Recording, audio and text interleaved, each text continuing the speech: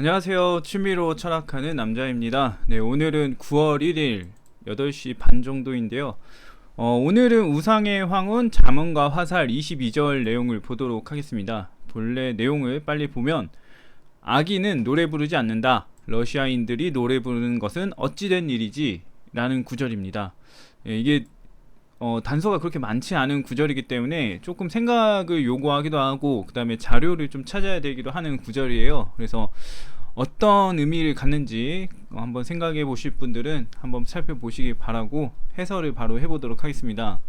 일단 아기는 노래 부르지 않는다. 이 아기는 노래 부르지 않는다는 evil people don't have songs라는 단어가 해석이 된 거예요. 근데 이게 사실 직역을 해본다면 악인에게는 노래가 없다, 이런 의미로 볼 수 있을 것 같은데, 처음엔 이게 좀 맞나 싶긴 했는데, 악인에게 노래가 없으면 악인은 노래를 부르지 않는다, 이렇게 해석도 가능한 것 같더라고요. 그래서 이렇게 해석하는 게 잘못된 건 아닌 것 같구나 라는 생각을 했습니다.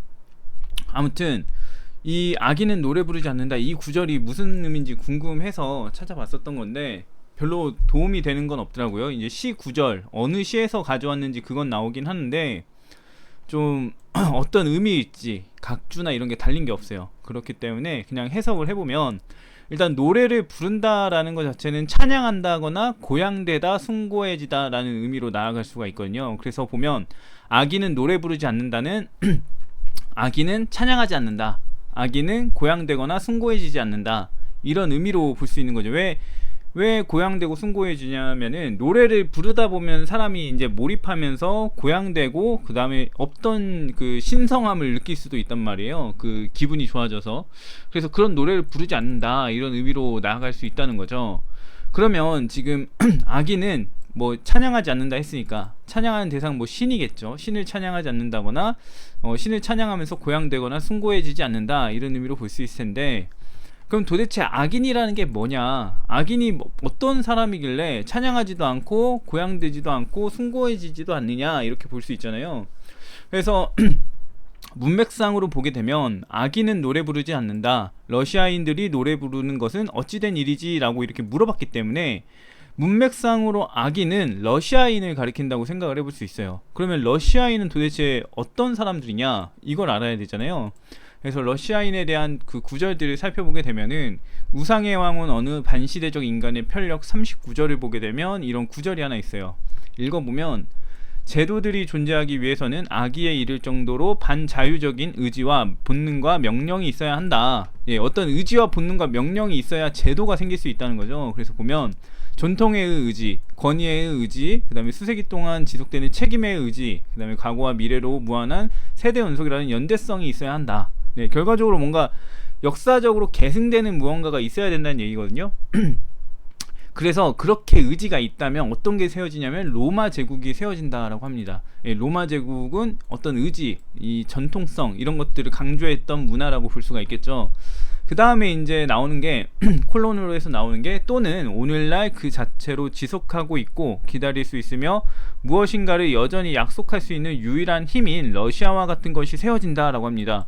지금 로마 제국 같은 경우는 어떤 제도를 통해서 세워진 국가의 예시로서 제시가 되고 있는데, 러시아는 그렇지가 않아요. 왜 그렇지가 않냐면, 그 뒷부분을 보면 알 수 있는데, 러시아는 독일 제국 건설과 함께 위기 상태로 돌입한 가련한 유럽의 수국들이나 유럽적 신경쇠약 상태와는 정반대되는 개념이다 라고 하고 있어요. 그러니까 어떤 제도를 도입하면서 인간을 제한하고 시민을 제한하고 그러면서 뭔가 제도를 수립한 국가가 아니라는 식으로 보고 있는 거예요. 이게 왜 그렇게 되는지는 정확하게 알 수는 없는데, 러시아라는 국가 자체가 일반 제국적인 느낌은 아니더라, 이렇게 지금 표현을 하는 거죠. 아무튼 그렇게 보면 이제 러시아는 뭔가 니체가 만족하고 있는 국가의 상으로 나아가고 있다라고 볼 수 있을 것 같고요.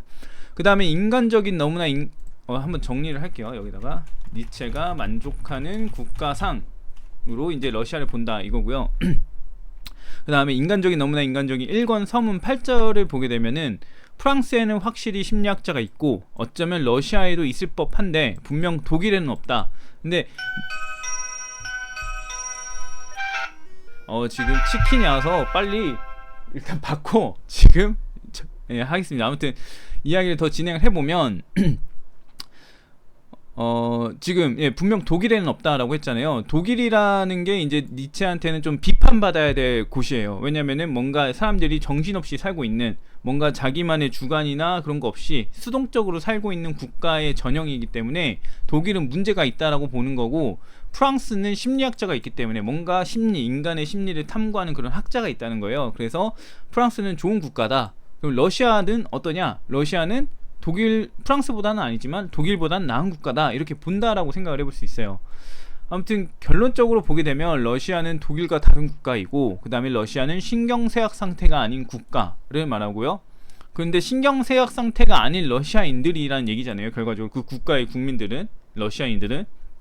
근데 이 존재가 바로 악인이다, 이 러시아인들이 악인이다 그랬잖아요. 악인으로 봐야 한다, 문맥상으로 악인으로 봐야 한다 했기 때문에, 이 러시아인들은 니체가 앞선 구절들을 통해 얘기하는 걸 봤을 때 신경쇠약 상태가 아닌 러시아의 사람들이니까 이런 사람들이 바로 악인에 해당이 된다, 이 얘기인데, 신경쇠약이 아니다라는 거는 정신적으로 건강하다라는 얘기가 돼요. 그러면 러시아인들은 정신적으로 건강한 존재가 되는 거고, 그러면 러시아인과 동일하게 이퀄 부호가 들어갔던 악인도 정신적으로 건강한 존재로 취급을 해볼 수가 있는 거예요. 왜냐면 러시아인이 신경쇠약 상태가 아니고, 그렇기 때문에 악인도 신경쇠약 상태가 아닌데, 신경쇠약 상태가 아니라는 거는 정신적으로 건강하다는 얘기니까 지금 악인은 정신적으로 건강한 존재가 되죠. 그러면은 지금 우리가 생각을 해볼 때 정신적으로 건강한 상태인데 왜 니체가 악인이라고 말을 했을까? 악인이라고 러시아인들을 지금 일치시켜서 얘기를 하고 있을까 생각을 해봐야 되는데, 니체식으로 이제 접근을 해본다면은 러시아인들은 독일과 다르죠. 독일은 제도가 발달했고 그거에 따라서 이제 사람들이 수동적으로 살아가는 세계인데, 국가인데, 러시아는 그게 아니라고 봤다는 거죠. 그럼 결과적으로는 독일은 사회 통념에 너무 충실하게 따르는 국가인 거고, 러시아는 사회 통념에 그렇게 따르지 않는다. 어떻게 보면 인본주의적인 관점에서 그 세상을 살아가고 있다, 국가가 운영되고 있다, 이런 식으로 보는 것 같아요. 뭐 정확하게 나온 건 아니지만 생각을 해보면 그렇다 이거죠. 그래서 일단은 니체식으로 보면은 사회 통념에 반대되게 행동하거나 그런 사람들은 사회에서 악인이라고 불리기 때문에 지금 정신적으로 건강하다, 정신적으로 건강하다는 거는 그 국가의 관습이나 이런 걸 중시하는 게 아니라 개인의 개성을 중시하는 건데, 그래서 이런 정신적으로 건강한 상태는 지금 독일 사회에서는 악인이라고 불릴 수 있다라고 가정하면서 얘기를 한다고 볼 수 있는 거예요. 그래서 정리해보면 러시아인은 사회 통념에 반대되는, 그러니까 관습에 반대되는, 관습을 뭐 너무 강조하지 않는, 뭐 이렇게 볼 수 있겠죠.